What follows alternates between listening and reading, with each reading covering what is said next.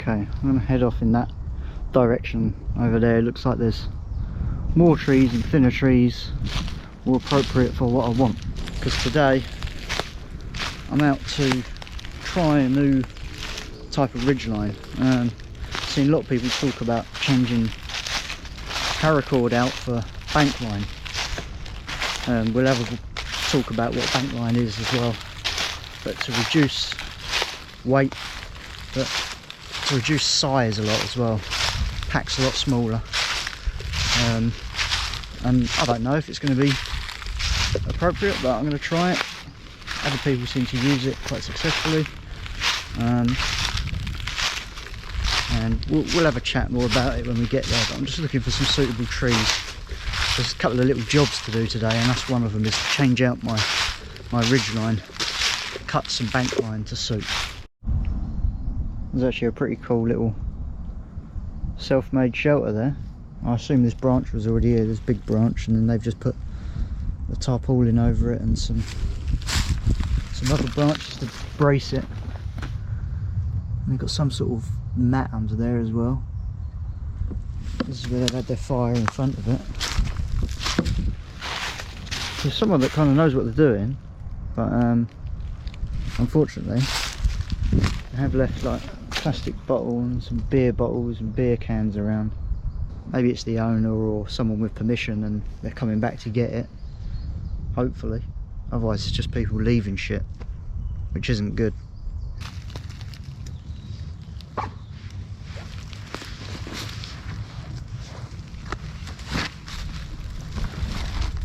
So that's the twine. I'll talk about what it is in a minute. This is my current setup. My pegs and stuff. I actually got the DD tarp because last summer I started using a hammock and needed a tarp that was big enough to cover it. I was using the British Army basher, but anyway, it's not what this video is about. Here's the paracord ridgeline.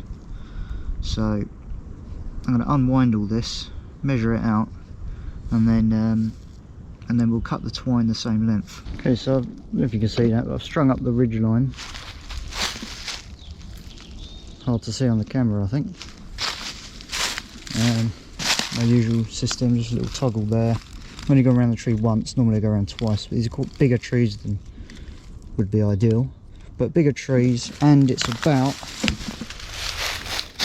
start from here, 1, 2, 3, about 4 metres, and then just tied it off and go around the tree twice on that one to make it extra tight. And then I've still got about 3 metres left. So if I had trees that were maybe 5 metres apart, there's still plenty to do it, and have some left in case I need a bit of extra. I can always cut it off if I really needed it. Maybe 3 metres extra is a bit much because these are thick trees and they're 4 metres apart, but I'd rather have too much than not enough. Here's the prussics which hold the tarp on. Sometimes I use carabiners, sometimes I don't. You can just put a stick through. I've shown that in other videos, but this just makes it a bit quicker and easier for a setup. And I'm going to take those off and reuse those. Hopefully they'll grip on the bank line. Okay, so I ordered it from the bushcraft store, and it's called, I don't know if you can read that, but Mariner Tarred Twisted Nylon Twine Bank Line, gauge 36 gauge. 36 is about right, apparently. And on here it's called nylon twine. What else does it say? Not much else really, it just says nylon twine. Rot proof and excellent for knot holding, apparently. Made in Peru, interesting. It also says the best tarred twine. When you want to look it up, you want to look for tarred twine, nylon tarred twine. We don't really call it bank line, I don't think. I think more of an American thing to call it bank line, I think. I'm not sure, but I think so. Anyway, so I'm going to get this measured out to replace that. So now that I've got it measured out, I just need to put a loop in the end, and this is just you fold it over and basically tighten a knot. That's pretty much all you do. This is just so that when you go around the tree, you can come back around, put a loop through a loop and put a stick through it, and that's how you you fasten the first end, and then we'll put on the prusik. We'll tie it up to the tree, set it up, put the prusik knots onto it. That wasn't as bad as I thought actually. I thought I was going to get all tangled, especially because the paracord's are green and this is black. So on the forest floor it's always a nightmare trying to find stuff like that. Doesn't even need to be that big, but that's just in case I've made it that big. It's quite interesting stuff. It's got like a waxy feel. That's where it's tarred, obviously. It's got some sort of wax in it, and that does mean that it's a bit more water resistant and rot resistant, rather than paracord. When it gets damp, it can actually get mould on it and stuff. So anyway, so I'll rig this up and we'll do the next bit. So there we go, we've got it set up and it's so stealth, but you can hardly see it. Boing. There it is. Now I've got to say, for setup, I mean, it was made a bit awkward because it was all dragging along the floor where I've cut it and I haven't hanked it up. You know, when I do it with the paracord, I have it all hanked up both ends. So you do one end and then you reel it out to the other end, whereas this is all laid out on the floor. So it was getting, but more than paracord, I'd say, it gets stuck on things a lot easier, which is good when it was on the tree because it grips the tree. But it's getting stuck on all twigs and branches on the floor, which is a little bit awkward. I was a bit worried about the knot wasn't holding very well. You just need to cinch it up a little bit more with this, and then I think it actually holds better. It might be a bit more difficult to get quick release knots open again, but I really need to kind of properly field test it. This is just getting it prepared, getting it ready, because summer's coming, and the boy's a bit, you know, getting a bit easier now. He's about 7, getting on for 8 months, and sleeping better in the night and stuff like that. So by summer I should be able to get out and do some actual camps, which I haven't been able to do for a long time. Today is just an opportunity to get out in the nice weather, get into the woods, which I haven't been for a long time by myself, to do a bit of anything bushcraft or camping related. So just like get out just for 2 or 3 hours at least, to just do a couple of jobs, you know, set things up, get my gear ready for summer, so I can start using my hammock again, and yeah, you know, break myself back in easily. But there's a few little things I needed to do.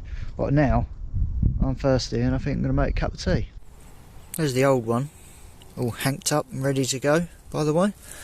And that's the main bit of the line, and then I'll just leave this one a bit loose. That's the bit that goes around the tree first.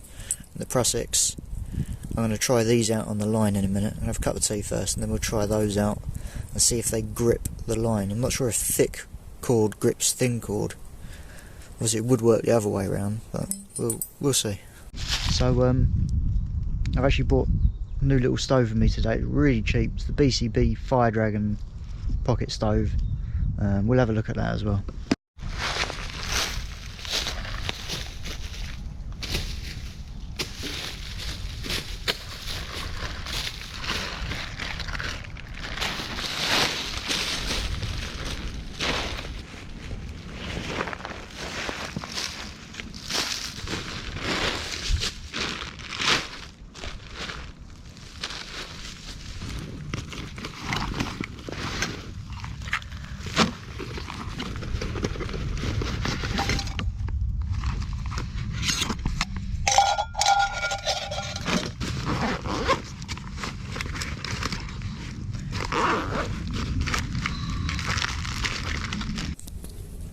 So this is it, little BCB, something like that to fit my cup, and then you get a little wind deflector for one side, and this is the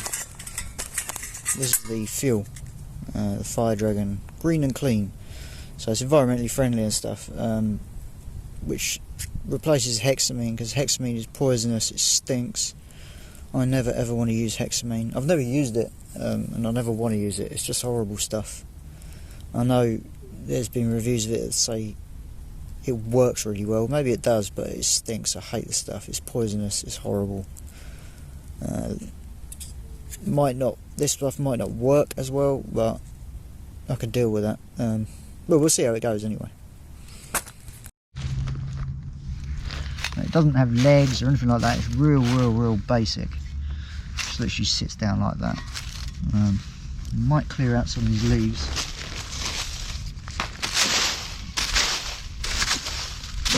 Because I don't want to set fire to anything. The ground is quite dry at the moment, so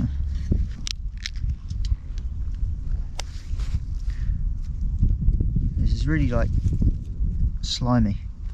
It's alcohol, so you can actually use this to disinfect your hands. Just pop it out of there.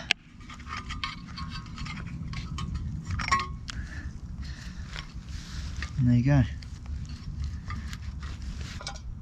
Pop that on there.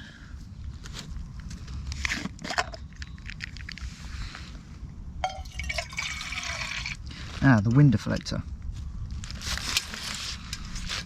It's not really windy here today, especially in the woods. You have to open it to put it on.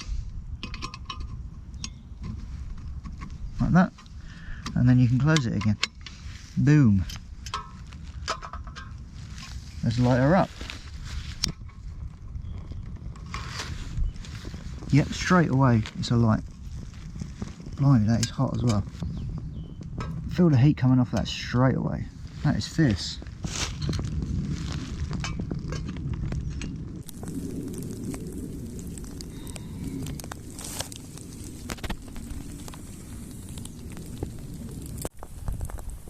Now the flames are pretty wild. I mean, they're licking up around the handle there, so I'm not going to be able to pick the cup up from the handle anytime soon. That's going to make the handle red hot. Maybe I could have turned the handle to the side here, facing this way. The flames probably won't come out that way, they'll just come out of here. Even though the windshield is actually on the other side, so I don't know why the flames are blowing here. You know, it's not perfect, it's not a £100 stove. I mean, these, I can't remember how much it cost, I'll have to look it up, because I bought it quite a while ago. But, so light and small and easy to use. That's a bit, makes it a little bit dangerous. You have to kind of keep a good space around it, I suppose. That was boiling, and that was, I didn't time it because that's not what this is about. It does say fast boil time, but I never expected it to be fast, if I'm honest with you. It's not a jet boil, but there's still flame left there. I'd say it hasn't got long left. There's still flame left and it's boiling. That didn't take very long at all. And I didn't time it because, yeah, it's not what I would consider, like, you know, a fast stove. This is the sort of thing you bring when you've got a bit of time on your camp. If you want fast, you want to get something like the jet boil, like a little or a pocket rocket or something like that with a windshield. That's doing a great job. Still going.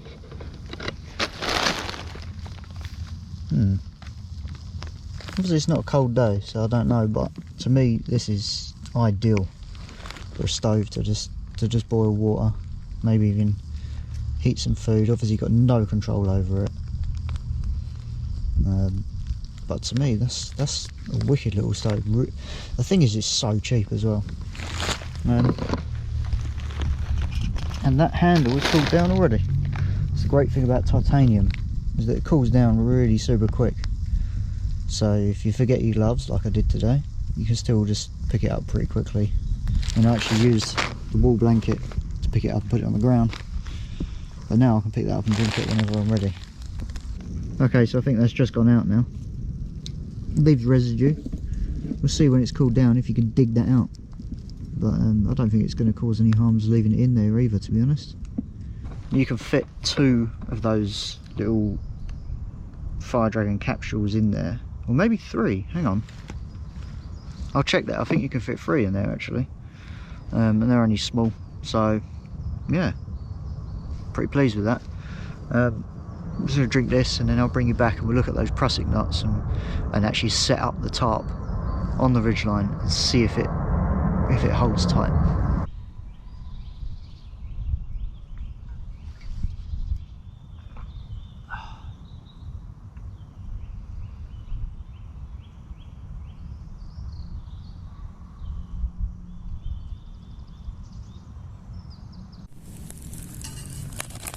Trying to loosen off this residue that's been left, so I'm holding the camera and trying to do this with one hand. That seems to be coming off. I'm going to go back to 2 hands and see if it comes out, and I'll let you know.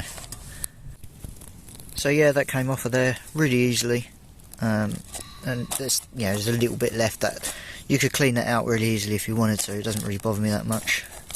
And by the way, 1, 2, and then you could fit a third in there, and then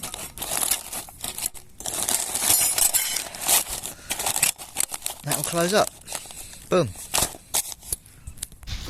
So obviously I do have the carabiners, but I've just done it with the twig to show you.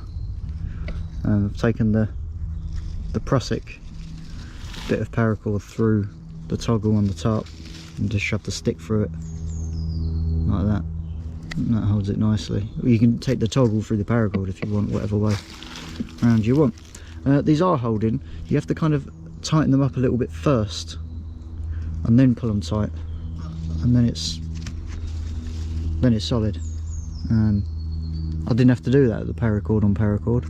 With this, yeah, like if there's a gaps in the knot, then it can slide if you pull it, which will be like wind and bad weather pulling it, you know. But if you just cinch the knot up a little bit first and then pull it tight, then yeah. What I have noticed about this though, it is a lot more bouncy and stretchy, you know, than paracord. It doesn't hold quite as tight. It's a lot more boing, more stretchy. It is nylon. Nylon stretches more than paracord, which I think is made of maybe polyester or something similar. And then you've got the knot here. I don't think you can see there's the light through it. There's a bit of a gap there. Doesn't matter how much I pull that, it's not. You can see it wants to come undone. It's not gripping that well. I'm going to try changing that knot a little bit. There we go. That's better. I don't know why I did it differently. I didn't do my usual knot, which works perfectly, which is basically where you kind of take a loop over, twist it once and then pull the other bit through. I tried doing the one where, you know, you put your hand over the other side, wrap it round, then bring it over and pull it through, and you end up with too many twists and it never goes that tight, whereas this goes nice and tight like that. As long as you do it right close to where these two bits meet here, it can't go back anymore. If you tie it here, it can slip back to there and then you lose tension on your line. If you do it right close to the edge, it can't go any further back than that, and that should be alright. And to be honest, once you pin the tarp down, that pulls it even tighter. So I'm going to pin the tarp out just to make sure that it definitely does work. Apart from that, it seems to be working. I'm not convinced that it's better than paracord in functionality. I think there's pros and cons of both actually, but it is going to be much smaller and quite a bit lighter and strong enough. There's such thing as strong enough. Like paracord strength wise is just overkill for a ridgeline, really. But obviously it has its other uses in emergency or whatever, a survival situation. You've got 7 strands inside of it that you can use, and it can be used to bind things together. It's going to be a lot stronger than this, but purely as a ridgeline, you know, I don't go into situations that are really that survivalist dangerous, so it's not a problem so much for me. So I'll give this a go on my next camp. It's definitely usable. It's not going to be a disaster, but I'm not sure if I'm going to stick with it or go back to paracord. We'll see. Okay, there's the tarp set up, and I mean, yeah, it works. It's functional. It's all good. It always happens, but it's pulled down a bit. Yep. It's sloped down and then it goes across and it slopes up again. The other end is become really tight, these knots, so maybe I need to be a bit careful there not to overdo the tension on them. But they are on bungees, so the bungees can take the slack rather than the tarp tearing or the ridgeline breaking or whatever, you know. That slips out, by the way. That's the reason they're so far down. It slipped out when I redone that knot.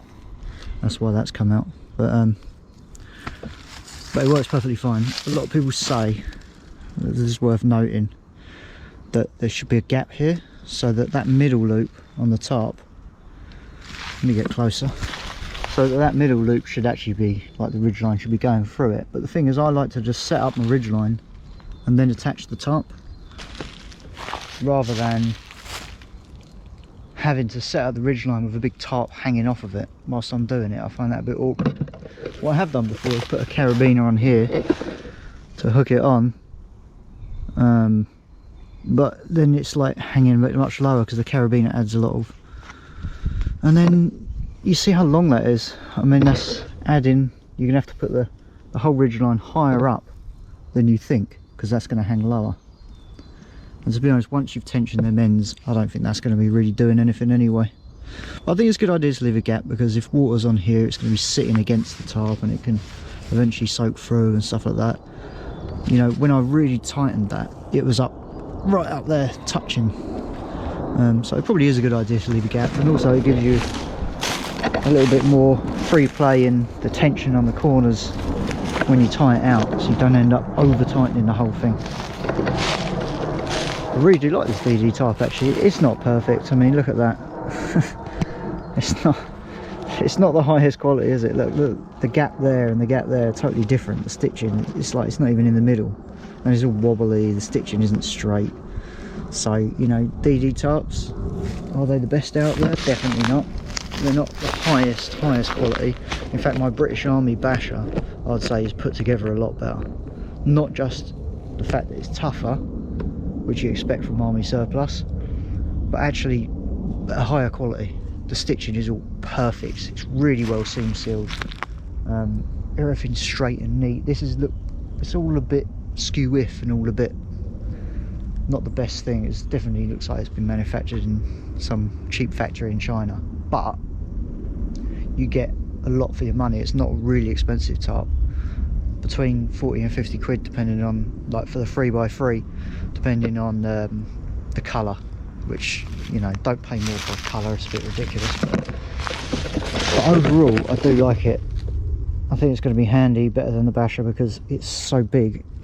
I've realised that if I had this all the way down to the ground, which means no wind getting underneath, I would still, I think, have room to sit up in it. Whereas the basher, if I have the basher all the way down to the ground, it's just too cramped, so it's not ideal for that. And also this will cover the hammock much better. If you look inside, I don't want this video to become a review of DD tarps, but it does have these plastic reinforcements where the pulls are, and then it's got tape on the seams. Now that tape doesn't last forever. The basher doesn't really have all that. I think the basher's got less points where it could fail. And if you look at all the taping on there, that will all peel off eventually and it will need redoing. So yeah, like I say, good for the money, not the highest quality, but good for the money. Big 3x3. So much you can do with this tarp, different configurations and that. Personally, I wouldn't make a tarp tent out of it.